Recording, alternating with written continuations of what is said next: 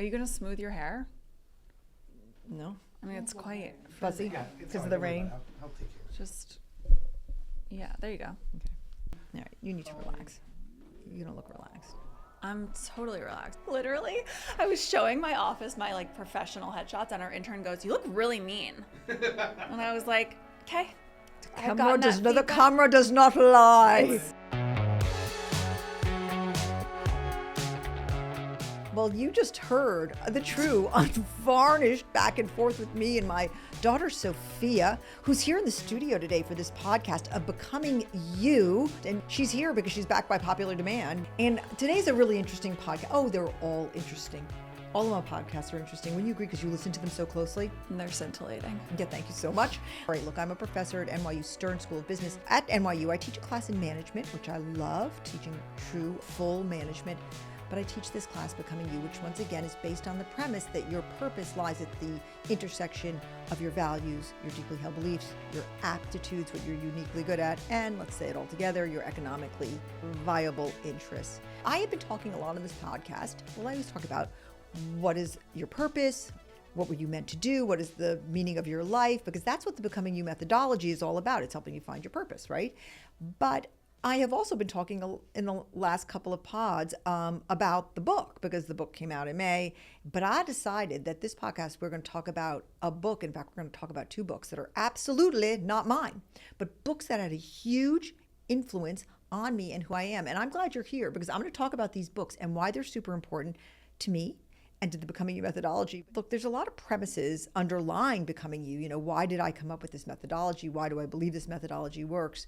And they all come back to what I believe, right? How can I separate myself from this methodology? And so that is why we're here today talking about two books. But you are going to be the truth teller in the room to say, like, am I telling the truth? Are these books at my core? And the core of what I believe. At first, I thought I was going to do 5 books, but the podcast can't be 750 hours. And so I'm going to focus on 2 books.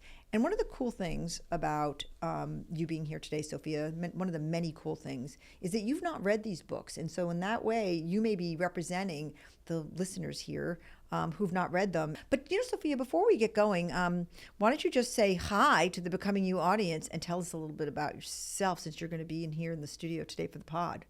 Hi, everyone. What do you do for a living? I work in casting, in TV and film. Mm-hmm. I mean, right now I work at a modeling agency. Where do you fall in the birth order? I'm second in line, but I like to think that I'm first because I'm an eldest daughter. So you are an eldest daughter. You have eldest daughter energy. Oh, 100%. Are you going to come for me in this podcast? That's what I'm here for. Okay. All right, let's do it. All right. It's a roast of All Suzy right, Welch. so let's get going with the first book. You've heard me talk about this book a million billion times, have you not? It's called The Corrections. It's by the great Jonathan Franzen. It came out in 2001. Do you remember me talking about it in any kind of specificity? I remember you just saying it's like one of your favorite books and it's so brilliant. I will also say, they've tried to adapt it like 6 times and it never works out. Really? Yes. Sophia's got some inside tea. No, it's not. On The Corrections as to what they've tried to adapt it like to a movie. Like a film and a TV show, and for some reason, and I'm sure many people know more about this than I do, but it never ends up working out. It always falls apart. Maybe one day I'll direct it and you can cast it. Love that. Okay. Let's do it tomorrow so I get employed. Pinky swear I know I'm now currently unemployed. Please. I mean, I'm currently employed. Let the record show that I've tried to do Becoming You with you how many times? Every day of my life since I was 0 years old. Okay. And we keep on ending up exactly where you are, which is in casting. Yes, yeah. That's a problem because casting doesn't have a lot of jobs. Okay. Just a little background before we dive into it. This book actually caused a scandal when it came out because Oprah made it her book choice for her book club. And this is a gigantic honor. If you're an author, this is what you go to bed at night dreaming of, that you're going to be in Oprah's book club. And he was a literary writer, a literary author, and he said he was a little bit embarrassed about being Oprah's pick. And she was not amused, as Oprah might, you might imagine. And there was a kerfuffle. And anyway, they made up, and then he went on her show, and everything worked out. But for a while, it was quite the story that a literary lion had kind of rebuffed Oprah, which is something you really didn't do in 2001, and probably shouldn't do it today either. I think what he said was her book club offerings were schmaltzy, and the corrections. This book is interesting because it is it's a literary masterpiece. It won the National Book Award. It was nominated for a Pulitzer Prize. It is a literary masterpiece, but it also happens to be an incredible page turner, and it's hysterically funny. Okay, let me just describe to you what it's about. And, I wrote a little something, so bear with me. This book is like a sweeping narrative. It's about a family, a Midwestern family that is dealing with modern life. The name of the family is the Lamperts. They're from Ohio. And the sort of central organizing principle of the book is they're all going to go home for Christmas. It's 3 adult children and the parents. And they're going to go home as families do. Even when families are dysfunctional and a mess. Why do you have that expression on your face when I say the words dysfunctional family? I have no expression on my face. Okay. I'm neutral. I'm neutral. Okay. So they're a dysfunctional family, as all families are, and they are driven to go home, and each one of them is in some form of denial about their failure or their pain or their hurt.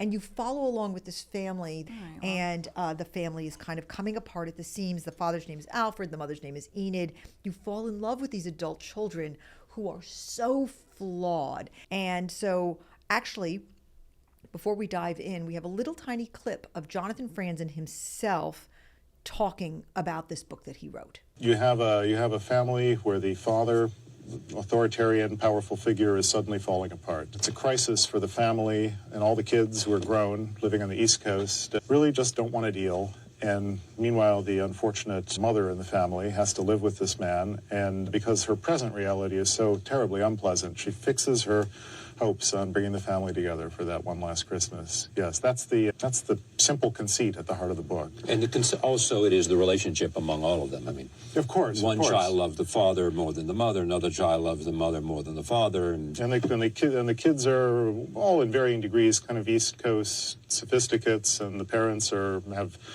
one or both feet in a much more traditional, well-ordered Heartland society, and there are all sorts of misunderstandings and conflicts there. The mother thinks that the daughter is a snob. The daughter does seem to have a problem with rolling her eyes at what the mother says. So yeah, it's a family, So I want to say that the title of this book is very important, because one of the major things, again, the title being The Corrections, one of the strongest themes of this book is that we spend our lives trying to correct past failures and hurts and trauma. And I related so much to that, that you absolutely spend your life trying to undo or rewrite the script that was laid out for you. Mm-hmm. And I was gripped by this family and their trials and travails, and how each person had their own way of failing under the pressures of modern life, and yet felt very committed to looking like they weren't failing. The book, which tells this heartbreaking story of this family trying to correct, each person trying to correct their mistakes, their errors, their traumas, their dysfunction. The book's final conclusion, in a very bittersweet and poignant way, is you cannot do that. You can't. Your past, the narrative of your past, is the predictor of your future, and you can't extract yourself from the story written for you by your family. And I don't believe it. That's the whole thing about it. I don't believe it. Yeah. I believe in reinvention. I believe you can tear up the script of the life written for you. And that's becoming you. Tear up the script. You can invent your own life, figure out your values, figure out your aptitudes, figure out what interests you, write your own script. I think that the book so resonated with me because I was like, I am not doing this. Does that sound like me? Yeah, I just wonder if I think that you can rewrite your life and reinvent yourself, but isn't it, your family is still in you. Yeah. And you're still of them. Yep. So at what point do you sort of, I don't know, how much do you let that affect you? How much do you fully disown, and how much do you just say, look, these are the things that are a part of me, Right. and I may not like them about myself, but it's a great point. I mean, this book for me twisted my heart all around because it has this theme that you can't escape your past. But let's talk about the family that was making me have all these feelings that I wanted to rewrite. Okay, so sometimes when I explain our family, Sophia, to people, I say, you know how two species can't mate, like a squirrel and a cow cannot mate, but they, right? And like my parents, your Nani and Poppy, were like from different species. They were just the most absolutely opposite. Poppy's family were these erudite, very sophisticated Jewish immigrants who came to the United States and started a very successful company and fancied themselves to be part of fancy society. They had a fancy apartment and a house in Asbury Park, where the legend was that the household help wore roller skates, right? Because the house was so big. Yeah. Even you heard that legend, huh? Oh, of course. Yeah. Whereas Nani was from a tough, street-fighting Sicilian family filled with dark secrets and like also crazy legends about people, insulting a sister and never being seen again. And oh my God, it was just nothing but drama on Nani's side of the family. Yeah. Yep. And I don't know, I think you've seen the pictures of their wedding where every single person was wearing black. I mean, there was no love lost. And so it actually, when my mom and dad got married, when Nani and Poppy got married, what followed was kind of 60 years of like absolute chaos. And I think it's a huge open question. Can we rewrite? And I think this is an interesting thing for you to think about if you're listening in on this right now, is how much of your past do you want to write out? And Becoming You invites you into a process of self-determination. I love that about the methodology. It says, there's 3 ways of living. There's default, where you just live out, you bounce around, and you just react, and you just do the best you can with what you're handed. That's the life that all the corrections people are living. Then there's deliberation, where you start saying, I don't want that. I think I have a theory of myself. I think I have a theory of my life. And then there's living by design. I think the arc of my life is going from default to design. And the correction says you can't do that. Just thinking, Okay. I guess it's like, because you're saying it's about the narrative of your life. But I guess my question would be, I think people fall a lot into wanting to rewrite or reinvent themselves from their family, and then the family becomes the scapegoat and like the blame for every hardship, and it's this victim narrative. Right. And I think we can recognize that our families maybe are not exactly, that they're not like us, or we don't want to be like them. Right. But I do think that, like, you mentioned Nani was really tough, and you're really tough. And so I'm not saying like I think that you're tough in the way that she is, but I do think that it's okay to also say, parts of my family I've tried to get rid of maybe, but they're still in me. You know what I think? And I've said this a million times. You've heard me say it. Amnesty for all parents. Isn't that convenient? Yes, it is convenient, isn't it? But I think you got to, at a certain point, you got to forgive and forget. Yes. Forget and rewrite. Yes, Forgive, I forget, completely and agree. Forgive, forget, and rewrite. And so the correction says you can't do that. And that's why I found this book to be so fascinating. I do think that the work of my life for the past number of years that led up to writing Becoming You and creating the methodology has been a dialogue with myself about how much you can be the author of your life. One of the slides I have up in my class is it's better to be the author of your life than the editor. All right, but there's an asterisk that says no shade on editors. I mean, I myself was an editor. An editor is a beautiful thing to have. Yeah. And sometimes, Sophia, I feel like you're the editor of my life. I think all my kids have been the editor of my life, and for the better. How so? Well, I mean, I think that you keep me real. And I mean, before we had this conversation, you said, I want you just to be real, Mom. I want you to be authentic. I want a real conversation with you. You say this kind of thing to me all the time. Yeah. So I appreciate you for that. Appreciate you. Thanks. All right, before we move on from the corrections, I want to say one thing, that they do make a very true point, which is that you cannot correct or change what you do not acknowledge. Yeah. You know, Yeah. and that if you want to change something about your family system or about you, you have to have this kind of brutal self-awareness and say, I'm broken. I did something wrong. I am sometimes ungenerous or whatever. Right. And this self-awareness. And I have tried so hard to have radical candor in all of my understanding of myself. And frankly, sometimes you accuse me of beating myself up too much because of that. Yeah. But the problem is it kind of sometimes bleeds over to other people, and I'm very brutally honest. But this notion from the corrections that we need to be radically candid with ourselves about ourselves, I do believe that that is a fundamental tenet of becoming you, because it is something I think that allowed me to reinvent. And so, I mean, I think that you've experienced a life of radical candor. Yeah. I mean, like, to say the very least. Yeah. Maybe too radically candid. Yeah. Well, I mean, like, it all worked out, but I think it's hard to undo some of that stuff. No. Amnesty for all parents. Okay, Yeah, let's move right, on. Exactly. All right, okay. I can say that. I can say All that right. was tough, and you don't want to hear it. So I know it. I mean, I want to acknowledge yeah, no, it. you know it, I right? know it. Okay, so I think that this idea that you can't fix what you refuse to acknowledge is a very, very true one. I think you cannot fix what you refuse to acknowledge. That if you want to reinvent yourself, if you want to change yourself, if you want to pivot in a job, if you want to have a different kind of relationship, you've got to acknowledge and own it. You know, it's like, it's hard. That's our life's work. What? I have a question. Yes.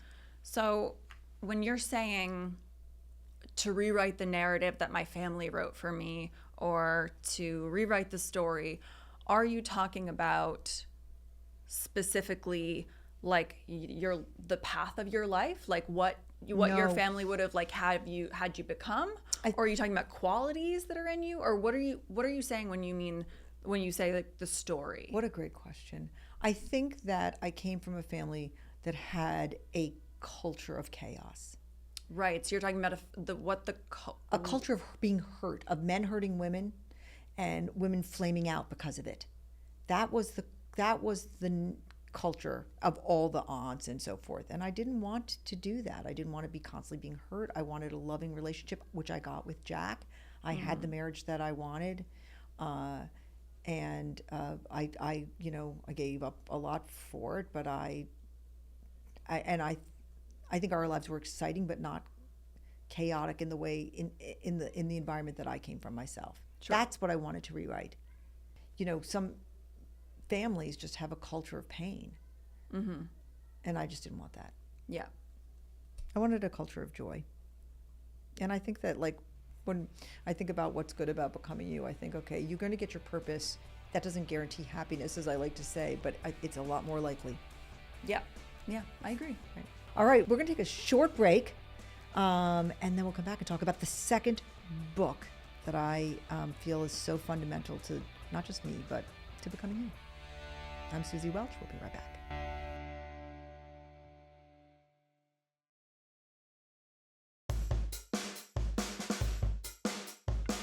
All right, we're back. I'm Suzy Welch, and I'm here. Stop doing that. Stop doing that.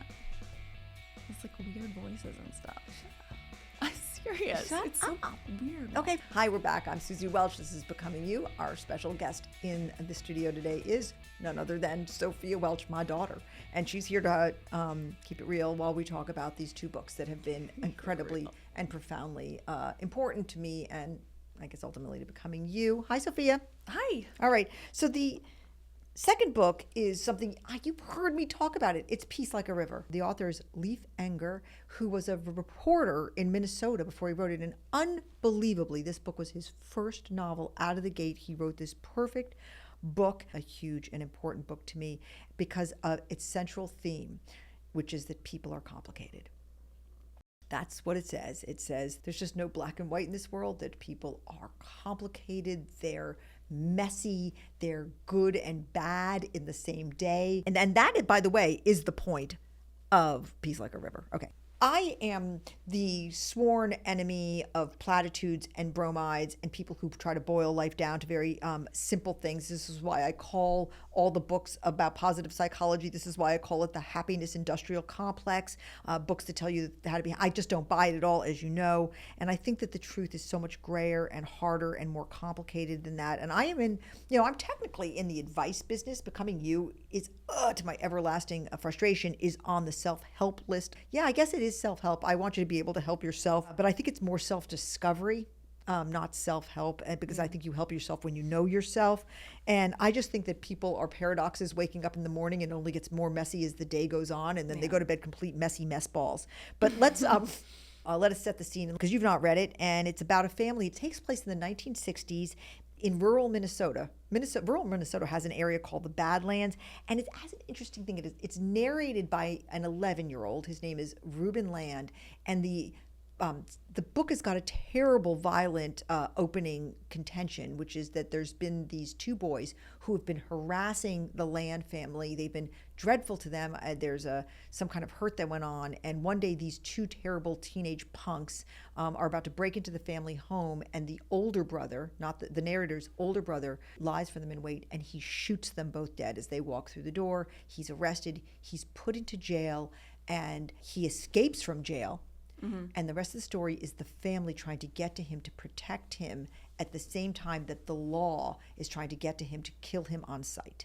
And you see this family now go and try to protect their son, and you're sort of torn because you sympathize with the older boy. He was protecting the family, but did he have to shoot them both in cold blood? And you start off at the beginning of the story thinking there are good people and there are bad people, but by the end of the story, everybody's a little bit good and everybody's a little bit bad. Well, first, I just want to say thank you for bringing such light reading to the table. I know. Also, I saw the books that you were going to talk about, and I'm sure glad that didn't go down. Yeah. What were the It was like the history of humans. Yes, guns, germs, and steel. That might be for another podcast. Let us know. All right, so go ahead. Okay, so I don't think that you've always been like this. I think when I was younger, things felt really black and white.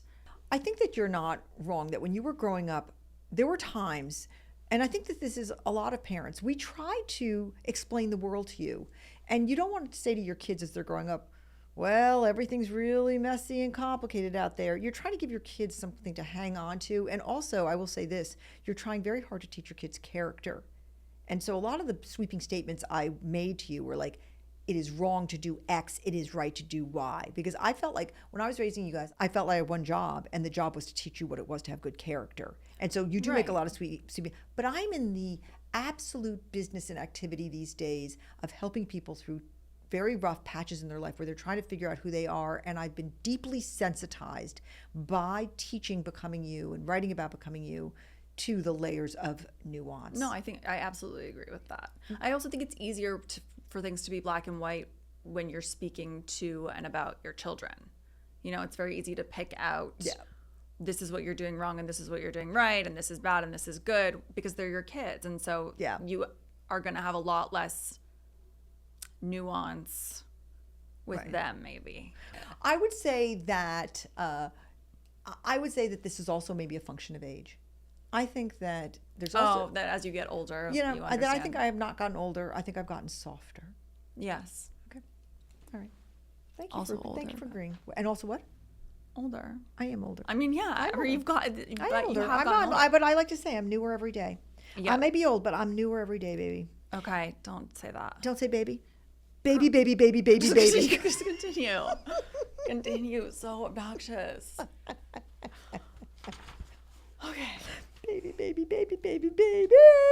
Oh my God. Here it is. I love Peace Like a River because by the end of the book, everybody is a little bit gray. And in fact, let's just listen to a little bit of Leif Enger talking about that. He's actually doing an interview at a library in Minnesota, and the interviewer observes to him, there's no black and white in this. And here's how he answers. I really didn't want to write anybody in a completely evil light. And I also wanted the good characters to have their flaws. What happens to Reuben, who is 11 years old, is that, of course, he thinks any enemy of the family is a black-hearted human being with no redeeming qualities, whatever. But Reuben finds out over the course of the book that no one is like that.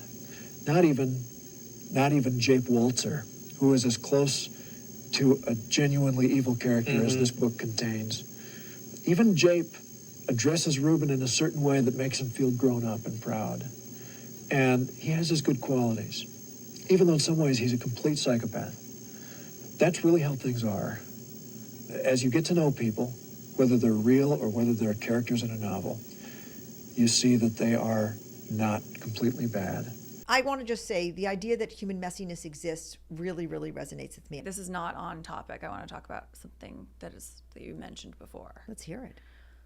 I want you to talk a little bit more about this happiness industrial complex. I want you to talk about why they're damaging, because I think they're damaging. Okay, well, I want to say that in the happiness industrial complex, there are some authors who are profoundly great, who say great things and everyone should read. And I want to call out Gretchen Rubin, who's written a lot about happiness, and Scott Barry Kaufman, who also writes a lot about positive psychology. These are both people who are true, brilliant minds. And I hate that. I don't want anybody to think I would ever lump them in with this.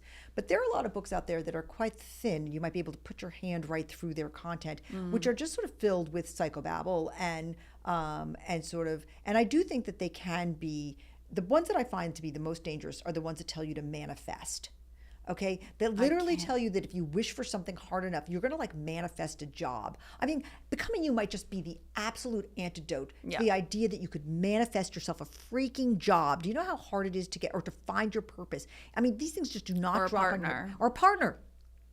Manifestation is my least favorite. It's delusional. It's Delulu. Yeah. Okay. And so I absolutely live in a fear of anybody ever putting Becoming You in that category. But Becoming You is scientifically validated, research-based. I've written my PhD thesis about it. I mean, one of the reasons I was desperate to get my PhD was because I wanted the book to be, to have the heft of real research, because the people who just spout bromides and platitudes about like will yourself happy. Yeah. They must have never been sad. I mean, will yourself happy. Yeah, it's so true. I feel like it's fed to young women and young men. Yeah. And, take a cold bath and you're going to be more manly. And it's just, God, it's more complicated than that.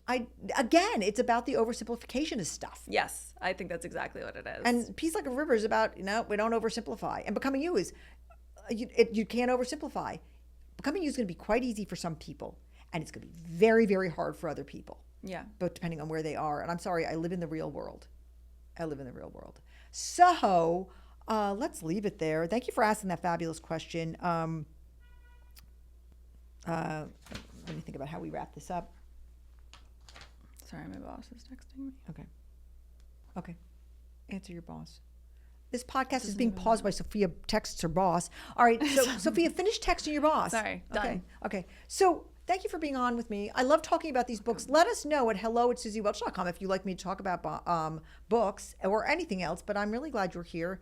And again, Becoming You is about the two themes we talked about today. It's about reinvention while acknowledging your past. You can't get rid of it, but also with the forceful theme that you cannot change what you do not acknowledge. Yeah. And Peace Like a River is about how complicated everyone is. You're complicated, and I'm complicated, and everyone listening is complicated. Doesn't mean that we can't have lives of design, have lives of meaning and authenticity. We have to acknowledge the truth, which is there's no hack. I'm going to leave it there. Thank you, Sophia, for being here. Thanks for having me. This is Becoming You. Becoming You is produced by Jesse Baker and Eric Newsom of Magnificent Noise. Our production staff includes Muskan Nagpal and Kristen Muller, with help from Eliza Zinn, Hallie Reiner, Maddie Paul, and Tanya Joji. I'm your host, Suzy Welch, and this is Becoming You.